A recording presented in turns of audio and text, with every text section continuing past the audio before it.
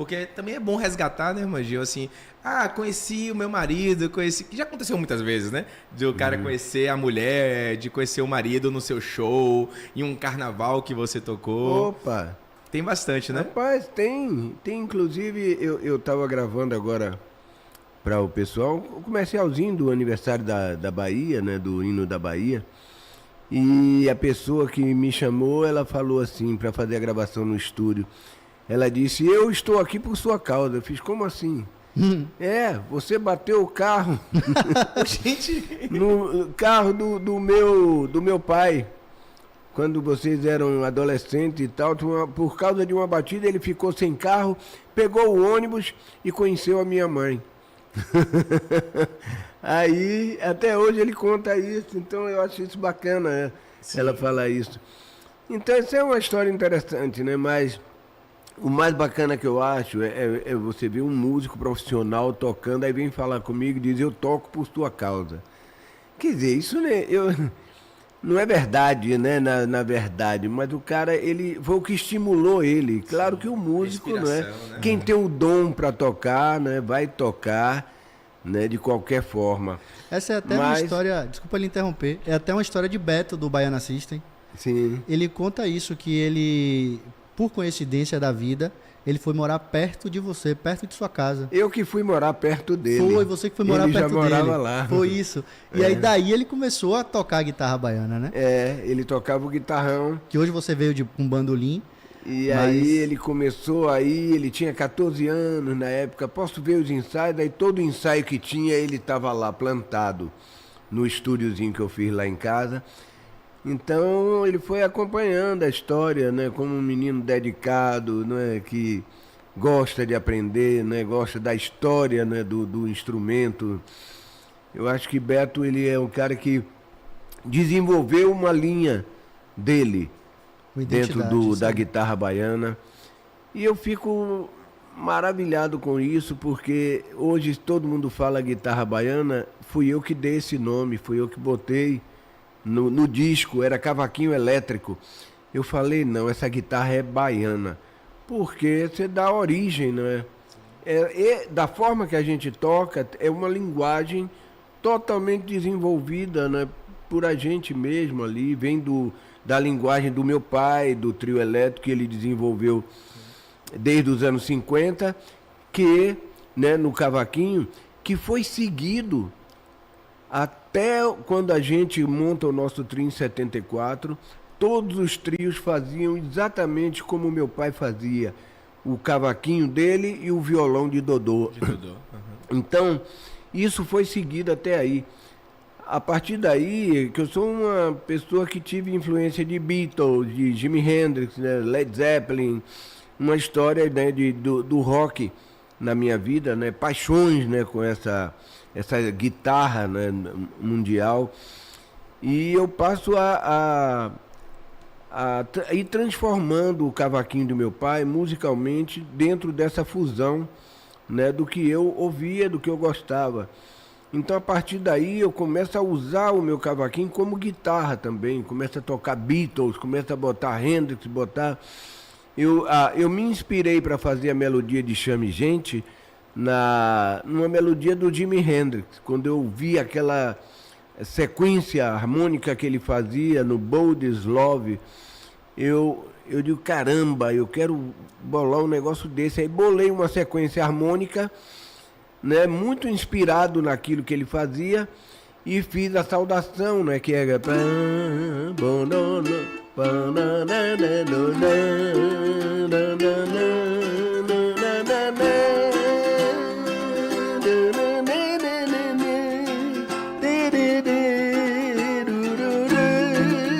aí vai repetindo a sequência harmônica, e que era aquela coisa da saudação do trio elétrico que meu pai fazia, né?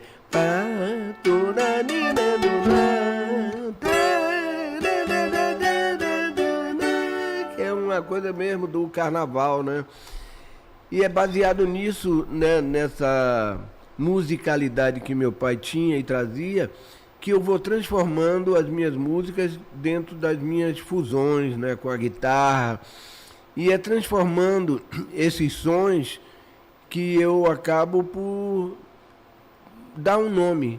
Cavaquinho elétrico não ia ter essa representatividade. Não. Ninguém ia dizer, como é que Dodô e Osmar inventaram o cavaquinho elétrico? Nós temos aqui o cavaquinho elétrico no samba, temos aqui não sei aonde, né?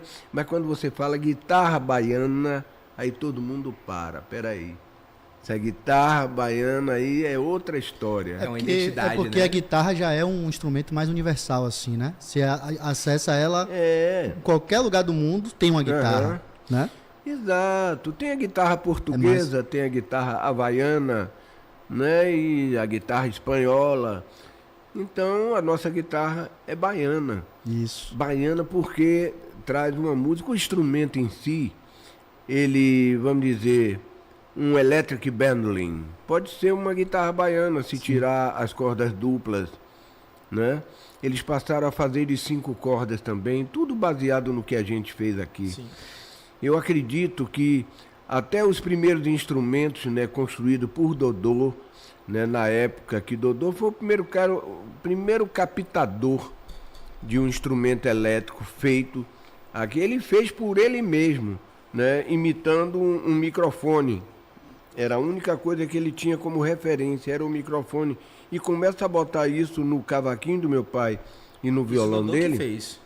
Dodô era o eletrotécnico. Sim. Dodô era o cara que montava o som.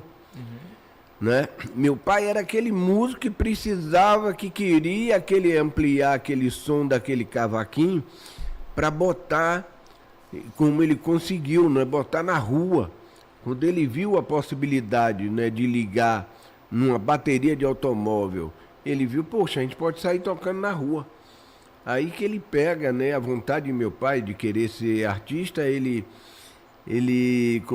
desenvolveu isso no carnaval, tocando, né, nos fins de semana, quando eles tocavam em casas de amigos, que é daí que surge o nome trio elétrico. É outra coisa interessante, que as pessoas, mas por que é trio, é de 3 e tal? É porque era o nome do conjunto, não era o nome do caminhão. Rapaz. Eles fizeram o conjunto. Eram os dois irmãos. Era dupla elétrica, meu pai e Dodô. Mas tinha o Temi, que Dodô, ele tocava triolinha. Aí Dodô fez um triolinho elétrico para ele também. Toda festinha chegava, ele chegava com o aparelhinho dele, o triolinho. Aí meu pai e Dodô olharam assim, isso não é mais uma dupla elétrica, é um trio elétrico. Porque Era um trio de 2. ser elétrico, na verdade, era a novidade, né? Porque A gente tá tava falando, surgindo... só pra gente se localizar no tempo, a gente tá falando aí dos anos 40, anos 50. Anos 40, Anos isso tudo é a partir de 42, é quando começam as primeiras experiências com essa captação. Então, é quando estava surgindo a enceradeira elétrica, a torradeira elétrica, tudo que era elétrico, fulano tem não sei o que lá elétrico, né? Era a novidade, nos anos 40 para 50, era ter coisa elétrica em casa. E eles eram uma dupla elétrica. Entrou um terceiro ali no conjuntinho deles, ele pronto, é um trio elétrico, e botou o nome do conjunto. Quando eles saíram no primeiro ano, quando saía na rua, no carro, era só meu pai e Dodô. Meu pai e Dodô é que eram os parceiros efetivos de toda a festinha. O terceiro entrava na história, né? O Temi. Gerou o nome. Quando eles começaram a fazer no segundo ano a caminhonete, depois o caminhão, eles botavam o nome do conjunto. Conjunto, o trio elétrico. Que é o conjunto que está tocando nesse caminhão, né? Lá pelo 5º ano, aí outros começaram a fazer também, procurar Dodô, procurar meu pai para fazer a estrutura, procurar Dodô para...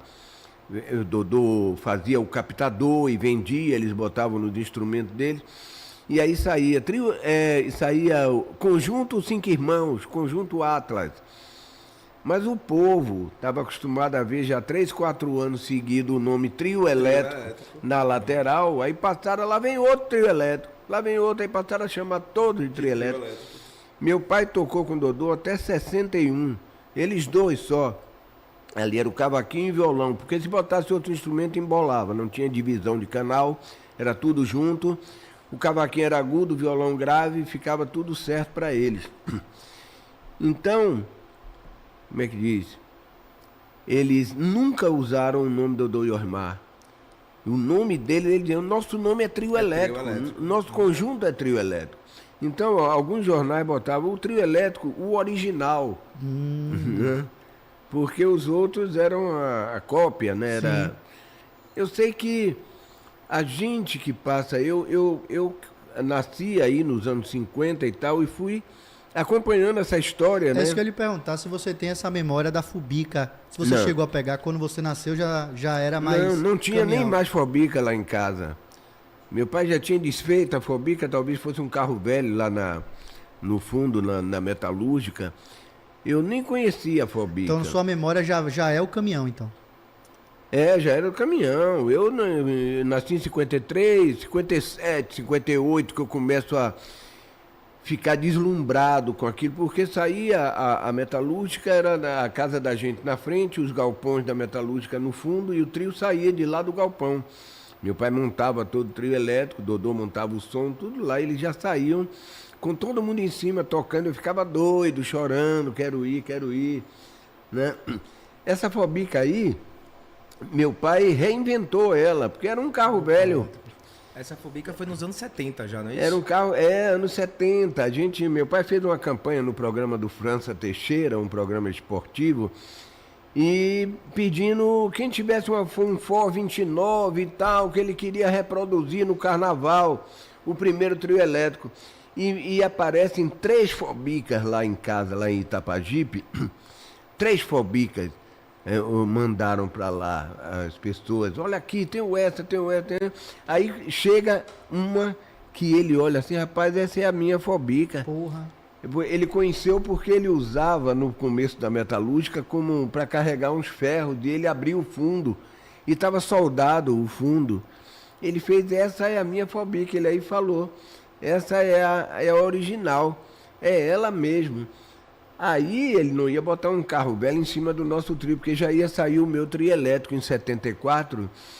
Ele aí pintou ela toda, vamos restaurar ela toda, pintou, botou os confetes, escreveu aí 1950, assim nasceu o trio elétrico, para ela sair bonitinha, bem apresentada, porque ele sabia que estava apresentando para o Brasil, não é para o mundo, o primeiro trio elétrico da Bahia, e é o maior símbolo que tem do trio elétrico hoje no carnaval, porque o trio cada ano sai de um jeito, né? O trio... E aqui a gente consegue ver já o pau elétrico, né? Ele e quebrou o pau elétrico. Do cavaquinho, e ele tinha do a violão. maior satisfação. Ali foi uma guitarra que eu desenhei para Dodô fazer para mim, que é o guitarrão com a guitarra baiana, junta. Então meu pai tinha o maior prazer de engrandecer o trabalho de Dodô, porque Dodô era o cara que fazia o instrumento, montava a parte elétrica toda, nunca queimou um amplificador de Dodô, era todo construído, ele fazia o transformador, cara, um transformador potente. Então era o cara que era tudo que meu pai precisava para levar a música dele, o que ele fazia nesse cavaquinho, porque o cavaquinho é que foi a marca durante anos do som do trio elétrico. O cavaquinho nessas cornetas, quando se ouvia de longe o som do cavaquinho, que era o primeiro que pintava, era a marca do trio elétrico. Eu, desde menino, eu adorava chegar na porta da minha casa, botava um amplificador, ligava o cavaquinho, vinha gente de todo canto, aglomerava gente na porta de casa e vinha achando que tinha um trio elétrico tocando. E era só o cavaquinho. Então o cavaquinho era a marca sonora do trio elétrico. Até os anos do cantor, né? Que tem a história do canto no trio elétrico, que foi quando eu começo a tocar com Moraes, e meu pai me dá a música Jubileu de Prata para gravar, era para Gal gravar, Gal não gravou, aí Moraes falou, eu gravo, vamos fazer um compacto. E na gravadora, na Continental, o diretor falou, viu a história, fez, eu quero fazer um LP. Vamos fazer um LP, eu digo, vamos embora. Aí fizemos o LP Jubileu de Prata, Moraes canta o Jubileu de Prata, eu trouxe ele para o carnaval, não para cantar, porque não tinha som de voz, né, no trio elétrico, era som de corneta. Era só as cornetas. Mas o Moraes tinha um microfone que meu pai dava, boa noite, meus amigos, era o nome do microfone, meus amigos. Aí o Moraes, pô, pega ali os meus amigos, vamos cantar o Jubileu. Aí eu falei, mas o som de corneta, o povo ajuda. E não deu outra, cara. Ele começou a cantar, o povo cantou junto, o Jubileu de Prata. E aí meu pai decretou, né? Poxa, primeiro cantor no nosso trio elétrico, né? E ele continuou com a gente até 81. Até ele poder montar o trio dele, né? Que ele fez a música. Eu bem que não ia, eu só vou pra Bahia de caminhão. Que ele queria ter o caminhão dele, né? Que era o sonho dele. Moraes se apaixonou por tudo isso, né? E tinha maior respeito e coisa pelo meu pai.